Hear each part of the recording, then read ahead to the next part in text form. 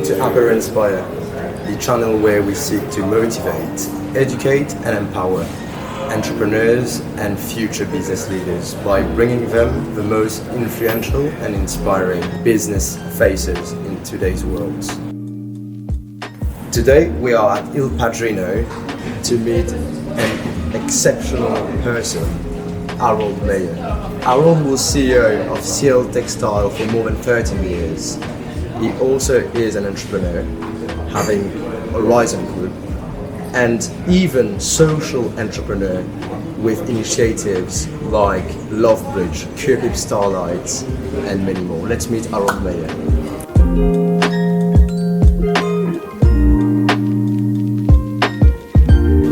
I think it would be a better question to ask my wife. I'm not sure what she would answer.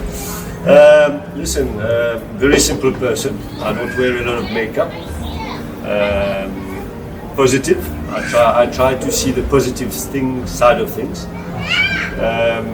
I'm a bit of a competitor. I've played a lot of sports in my life, so I'm used to competing and trying to do well. What else? Hopefully generous. And I do a lot of things with passion. So I'm a passionate person and I put a lot of passion in what I do. You have a really interesting and inspiring journey. How did your journey and your career started? Started off as an accountant, very quickly switching to marketing, which I enjoyed a lot. And then I started aquarelle at an early phase. I was 29 years old.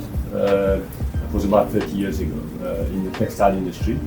And from there on, I spent 30 years within the Shell Textile Group, in the last 20 years leading the group, with a wonderful team around me, and I must say it has been a very fulfilling career in the textile industry with a global group.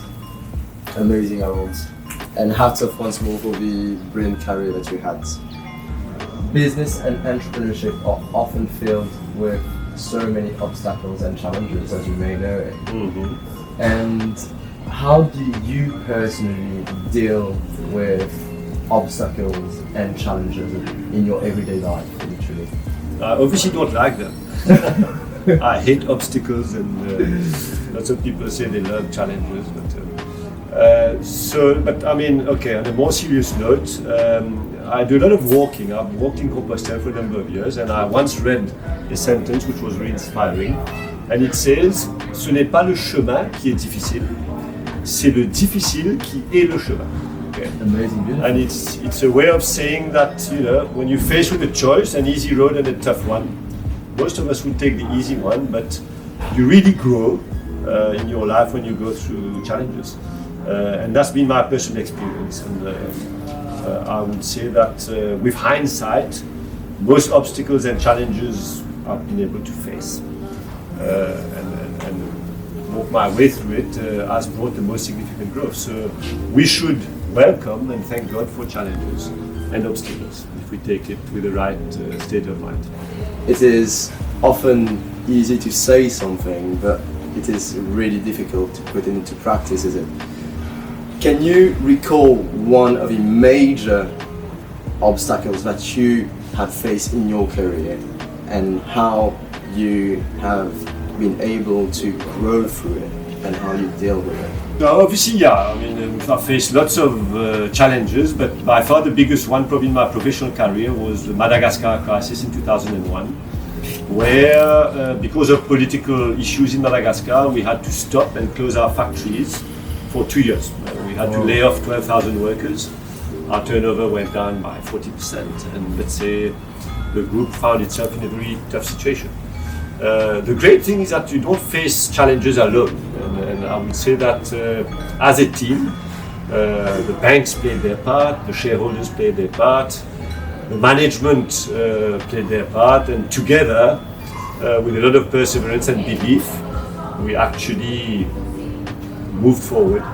And we probably made our best decision at the time to start in Asia as a result of this crisis. So what turned out to be the biggest crisis in the history of CL Textile turned out to be probably the most important reason why we have been so successful today with our investments in Asia. So really, with hindsight, once again, most challenges that are well tackled bring with it a hell of a lot of gifts And so that's Amazing, the yeah. biggest example. And you grow through that and Yeah. leading to the best opportunity ever, I believe. Doesn't feel good, but it works. Super. Now more than ever in business and entrepreneurship, stress has become one major thing. And how personally you deal with stress, and how do you get yourself focused back again on your goals, on what you want to achieve? I think there's positive stress and negative stress. Stress is positive because it brings adrenaline, energy, and I think we all need a certain amount of stress to actually stretch ourselves. On the other hand, when it starts, preventing you from sleeping and making you unhealthy, that's when it gets negative. So, really, I've developed over the years, I would say, good self-talk. It's all about, and if we don't pay too much attention to others' expectations on us, and in whatever we do the very best we can. So we don't have anything à se reprocher. Then the result will be what it is. So really, it's about having the right self-talk and making sure if that whatever you're doing, you're giving your best, then there's no reason why you should feel stress if the outcome is not what you wish it would be. So that's my personal way of tackling stress. Definitely. And I think you do practice a lot of sport as well. Oh yes, sorry. Does this Oh, yeah. actually contribute Yeah. to your well-being? Clearly, in your life? a healthy body is a healthy mind. It works, it's true.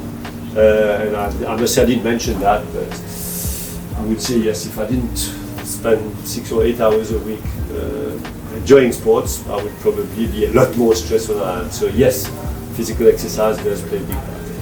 Yeah, definitely. Couldn't agree more. Harold, I wish to thank you once more for being here. Okay. We, at Apero Inspire, the concept of it is that we discover a nice cocktail Okay, that is the signature cocktail of Il Padrino, okay. and let's discover that. All right, let's go. There's a lot of entrepreneurs nowadays that are starting their own clothing brands.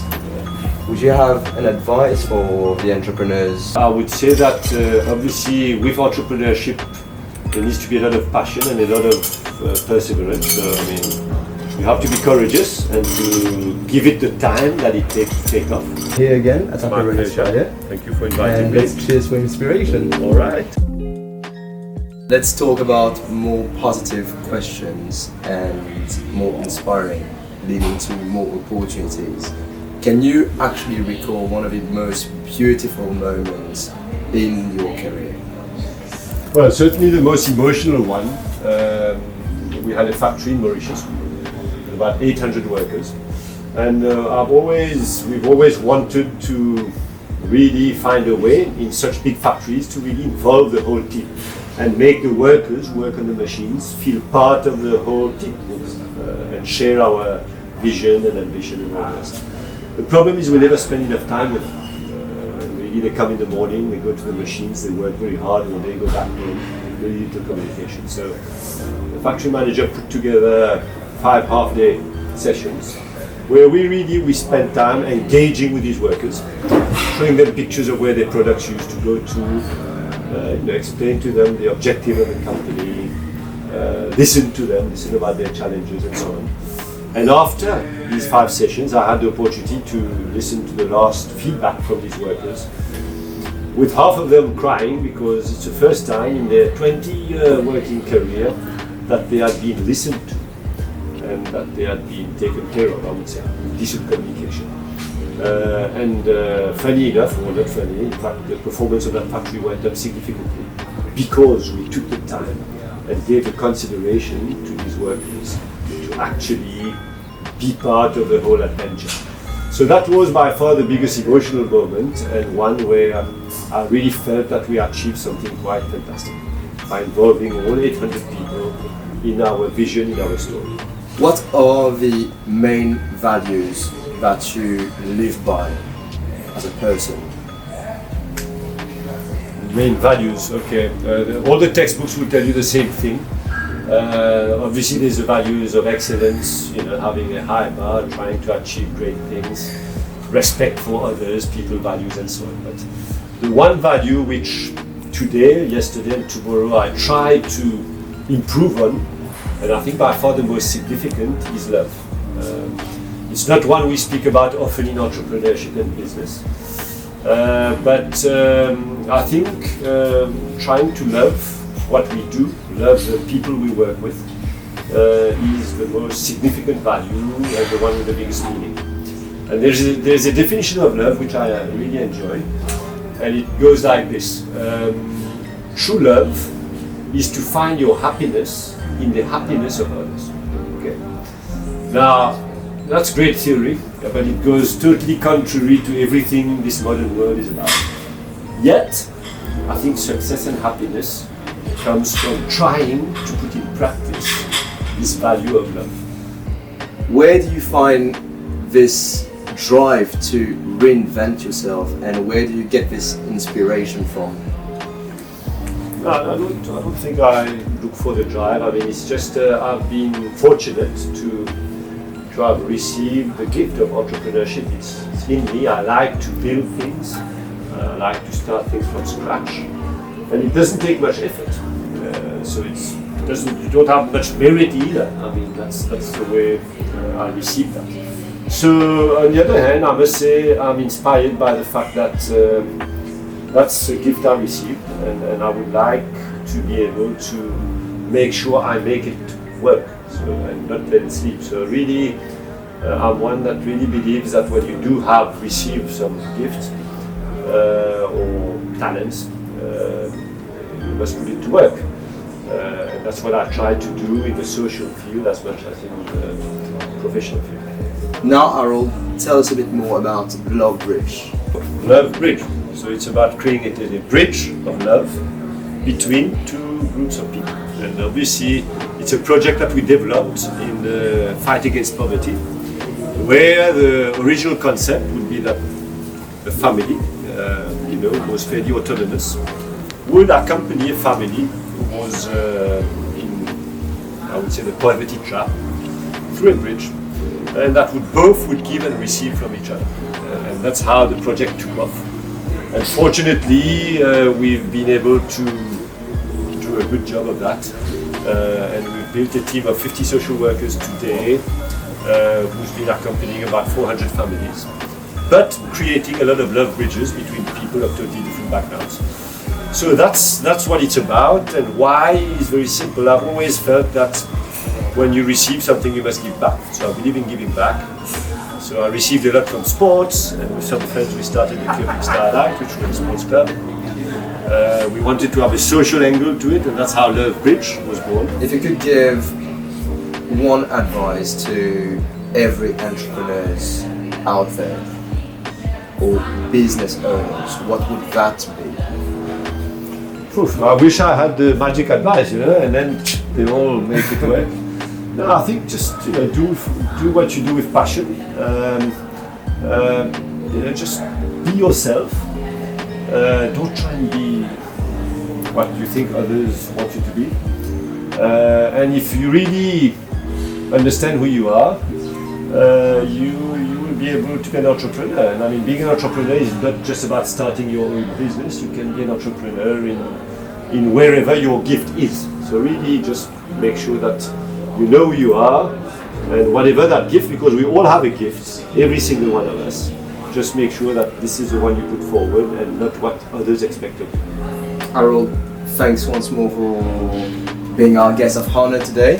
This was Apero Inspire, brought to you by Hugo Boss. We wish to thank our top sponsors, Bank One and Réunion Ltee.